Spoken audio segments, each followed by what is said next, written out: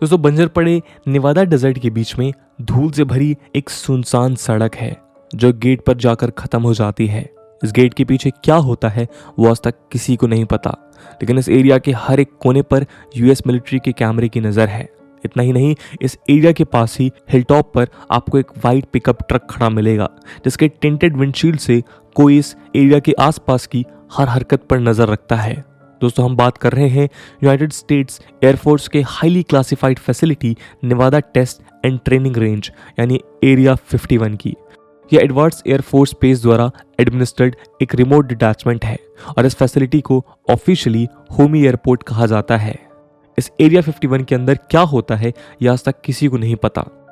कई theories alien conspiracies की तरफ इशारा करती हैं और उनका मानना है कि यूएस गवर्नमेंट इस एरिया 51 को एलियंस और उनसे रिलेटेड इंफॉर्मेशन पर स्टडी करने के लिए यूज करती हैं। इतना ही नहीं, कई लोग एरिया 51 के आसपास यूएफओ साइटिंग्स का भी क्लेम करते हैं। दोस्तों इन मिथ्स और लेजेंड से हटकर एक बात सच है कि एरिया 51 रियल है और आज भी एक्टिव है।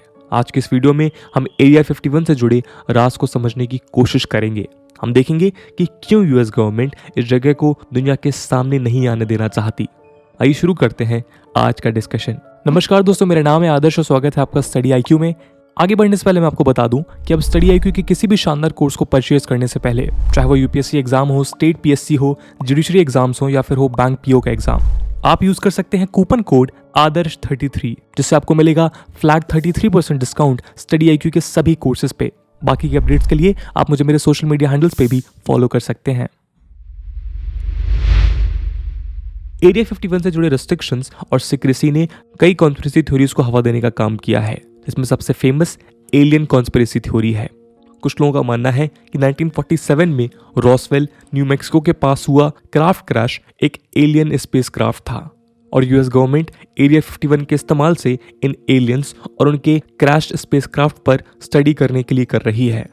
तो वहीं दूसरी तरफ अमेरिकन गवर्नमेंट का कहना था कि यह सिर्फ एक वेपन बैलून था और इसका एलियन स्पेसक्राफ्ट से किसी भी तरह का कोई संबंध नहीं था। इस इंसिडेंट का एक तीसरा पहलू भी है। कहा जाता है कि यह कोई एलियन स्पेसशिप या वेदर बैलून नहीं बल्कि यूएस मिलिट्री का टॉप सीक्रेट बैलून था जिसका इस्तेमाल सोवियत यूनियन के न्यूक्लियर प्रोग्राम पर नजर रखने के लिए किया जा रहा था। कॉन्स्पिरेसी थ्योरिस्ट का मानना है कि क्रैश यूएफओ स्पेसक्राफ्ट के अवशेष आज भी लास वेगास से लगभग 150 माइल्स की दूरी पर एयरफोर्स के बेस एरिया 51 में स्टोर्ड है, जहां गवर्नमेंट साइंटिस्ट एलियंस की हाईली एडवांस टेक्नोलॉजी को समझने और रिवर्स इंजीनियरिंग करने की कोशिश कर रहे हैं। इतना ही नहीं, यूएस आर्मी के एक रिटायर्ड कर्नल का दावा है कि उन्होंने रॉसवेल में क्रैश हुए एलियन स्पेसक्राफ्ट से गैदर्ड एक्स्ट्रा टेरेस्ट्रियल मटेरियल्स पे काम किया है। उनकी ही तरह 1989 में रॉबर्ट लजार्ड नाम के एक व्यक्ति ने लास वेगास के एक लोकल न्यूज चैनल पे ये क्लेम किया था कि उन्होंने भी एरिया 51 के अंदर एलियन टेक्नोलॉजी पे काम किया है। उनका कहना था कि वहां काम करते समय उन्होंने एलियंस के मेडिकल फोटोग्राफ्स देखी थी और यूएसए एरिया 51 की फैसिलिटी को यूएफओस को एग्जामिन करने के लिए यूज करती है।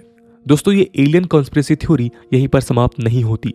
एरिया 51 के आसपास रहने वाले लोगों का दावा है कि उन्होंने यूएफओस को इस हाईली रेस्ट्रिक्टेड एरिया के आसपास कई बार देखा है, जबकि कुछ लोगों का कहना है कि उन्हें एलियंस द्वारा अबडक्ट तक कर लिया गया था और अर्थ पर लौटने से पहले उन पे कई एक्सपेरिमेंट्स किए गए थे।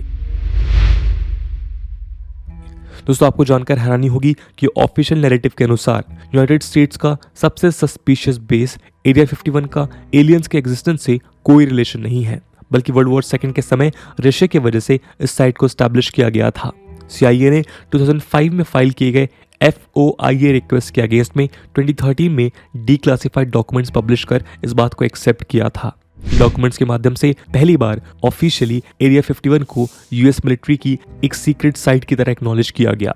सीआईए के थ्रू रिलीज किए गए इन डॉक्यूमेंट्स में एरिया 51 को U2 और A12 ऑक्सक्राट जैसे एरियल सर्वेलेंस प्रोग्राम्स के डेवलपमेंट और टेस्टिंग के लिए इस्तेमाल किए जाने की इंफॉर्मेशन रिवील की गई।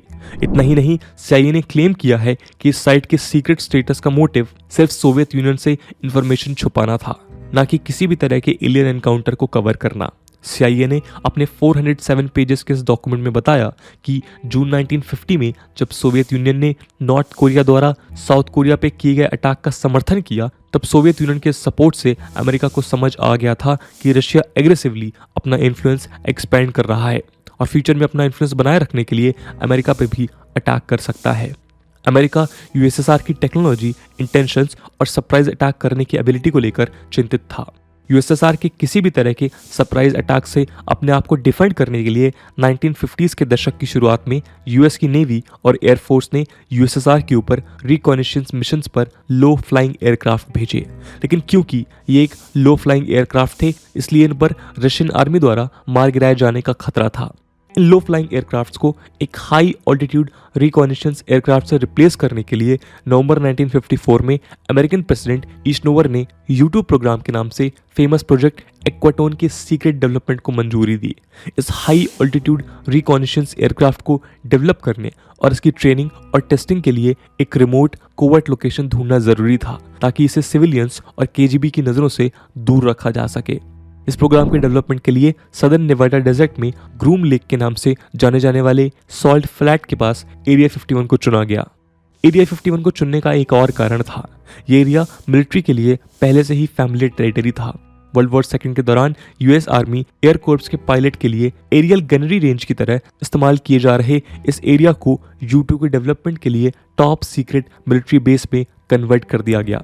इस बेस का नाम एरिया 51 क्यों रखा गया, यह आज तक क्लियर नहीं है, लेकिन ऐसा माना जाता है कि एक atomic energy commission numbering grid से है। हालांकि एरिया 51 इस सिस्टम का हिस्सा नहीं है। 1955 में एरिया 51 के आसपास अनआइडेंटिफाइंग फ्लाइंग ऑब्जेक्ट्स की साइटिंग्स की रिपोर्ट मिली, जिसने यूएफओस और एलियंस की कॉन्स्पिरेसी को जन्म दिया। ये अनआइडेंटिफाइड फ्लाइंग ऑब्जेक्ट कोई और नहीं बल्कि U2 एयरक्राफ्ट था। ड्रैगन लेडी के नाम से फेमस लॉकहीड U2 एयरक्राफ्ट एक American single jet engine high altitude recognitions aircraft है, जिसे यूनाइटेड स्टेट्स एयरफोर्स यानी कि USAF और सेंट्रल इंटेलिजेंस एजेंसी यानी कि CIA ऑपरेट करती थी। इस एयरक्राफ्ट को ऑल वेदर इंटेलिजेंस गैदरिंग के पर्पस से डेवलप किया गया था। यूएस एयरफोर्स ने 60,000 फीट से अधिक ऊंचाई तक फ्लाई करने वाले U2 एयरक्राफ्ट की टेस्टिंग 1950s में शुरू कर दी थी। U2 एयरक्राफ्ट की साइटिंग्स कमर्शियल एयरलाइन पायलट्स द्वारा रिपोर्ट की गई थी, जिन्होंने कभी किसी एयरक्राफ्ट को इतने हाई ऑल्टीट्यूड पर उड़ते हुए नहीं देखा था। मिड 1950s में नॉर्मल एयरलाइनर्स 10,000 से 20,000 फीट की रेंज के बीच उड़ान भरने में सक्षम थे, तो वहीं मिलिट्री एयरक्राफ्ट करीब 40,000 फीट की रेंज तक उड़ सकते थे। इसलिए जब भी पायलट्स एरिया 51 के आसपास फ्लाई करते थे तो वो अपने ऊपर U2 की ऊंचाई वाले छोटे एयरक्राफ्ट को देखते थे और इस फ्लाइंग ऑब्जेक्ट को आइडेंटिफाई ना कर पाने की वजह से इसे एयर ट्रैफिक कंट्रोल के पास रिपोर्ट किया करते थे। इस अनआइडेंटिफाइड ऑब्जेक्ट को लेकर किसी तरह की कोई क्लियर इंफॉर्मेशन ना होने की वजह से लोगों ने इसे UFO एज्यूम कर लिया। हालांकि यूएस के एयरफोर्स ऑफिशियल्स को पता था कि ये फ्लाइंग ऑब्जेक्ट कोई UFO नहीं बल्कि U2 एयरक्राफ्ट्स थे, लेकिन इस ऑपरेशन की सीक्रेसी की वजह से वो ये इन्फॉर्मेशन पब्लिक को नहीं बता सकते थे। इसलिए उन्होंने इन UFO साइटिंग्स को नेचुरल फिनोमिनन और हाई ऑल्टीट्यूड वेदर रिसर्च का नाम देकर खारिज कर दिया। U2 एयरक्राफ्ट्स की टेस्टिंग 1950s के दशक के अंत में खत्म हो गई थी, लेकिन एरिया 51, F117A, A12 और टैकेट ब्लू जैसे कई एयरक्राफ्ट के लिए ये टेस्टिंग ग्राउंड के रूप में इस्तेमाल किया जाता रहा। एरिया 51 का एलियंस के साथ एसोसिएशन इंटेलिजेंस एजेंसीज के लिए यूजफुल डिस्ट्रैक्शन के रूप में काम कर रहा था। जब लोगों ने पहली बार U2 स्पाई प्लेन को उड़ते हुए देखा तो किसी को नहीं पता था कि वो फ्लाइंग ऑब्जेक्ट क्या है। CIA ने तेजी से स्प्रेड हो रही एलियन माइथोलॉजी को बढ़ावा देकर उस डिसइंफॉर्मेशन का इस्तेमाल अपने फायदे के लिए किया। 1950 की शुरुआत में CIA ने नेवाडा के ऊपर इन अनआइडेंटिफाइड फ्लाइंग ऑब्जेक्ट्स को देखे जाने की वजह से लोकल लोगों में क्रिएट हुए टेंशन और उनको USA के सीक्रेट मिशन से डिस्ट्रैक्ट करने के लिए एक UFO ऑफिस डेवलप किया। इस ऑफिस का मकसद न सिर्फ सिविलियंस को एरिया 51 से दूर रखने का था, बल्कि US के वेपन डेवलपमेंट और एडवांसमेंट के प्रोजेक्ट्स को दूसरी कंट्रीज के स्पाइस से कवर्ड रखने का था। बीते कुछ सालों में पैदा हुई एलियन कॉन्स्पिरेसी की सक्सेस को देखकर हम समझ सकते हैं कि अमेरिका काफी हद तक अपने एरिया 51 के सीक्रेट को मेंटेन करने में कामयाब रहा है। गूगल अर्थ के मुताबिक एरिया 51 अमेरिकन गवर्नमेंट द्वारा आज भी इस्तेमाल किया जा रहा है और हम गूगल अर्थ की मदद से यहाँ पर होने वाले न्यू कंस्ट्रक्शन और एक्सपेंशंस को देख सकते हैं। 2013 में एरिया 51 से रिलेटेड की गई CIA की रिपोर्ट के कारण आज लोग दो सेक्शंस में बढ़ गए हैं। कुछ लोगों का मानना है कि एलियंस एग्जिस्ट करते हैं और गवर्नमेंट इन डॉक्यूमेंट्स के थ्रू उनके एग्जिस्टेंस को छिपाना चाहती है। तो वहीं दूसरी तरफ लोगों का एक ऐसा सेक्शन भी है जो यूएस गवर्नमेंट द्वारा सुनाई गई यूट्यूब प्रोग्राम की कहानी पर विश्वास करते हैं।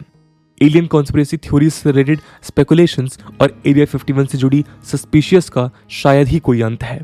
द एक्स फाइल्स और इंडिपेंडेंस डे जैसे मूवीज और टेलीविजन शोज इन थ्योरीज को बढ़ावा देने का काम करते हैं, जिसके कारण एरिया 51 आज भी चर्चा का विषय बनी हुई है। तो दोस्तों ये थी कहानी एरिया 51 की। इसको लेके आपका क्या ओपिनियन है कमेंट सेक्शन में जरूर बताइएगा। आज की वीडियो के लिए इतना ही। आई होप आपको वीडियो पसंद आई होगी, और अगर पसंद आई है तो अपने दोस्तों के साथ शेयर करना मत भूलिएगा। हम मिलते हैं अगले वीडियो में, तब तक के लिए जय हिंद, जय भारत।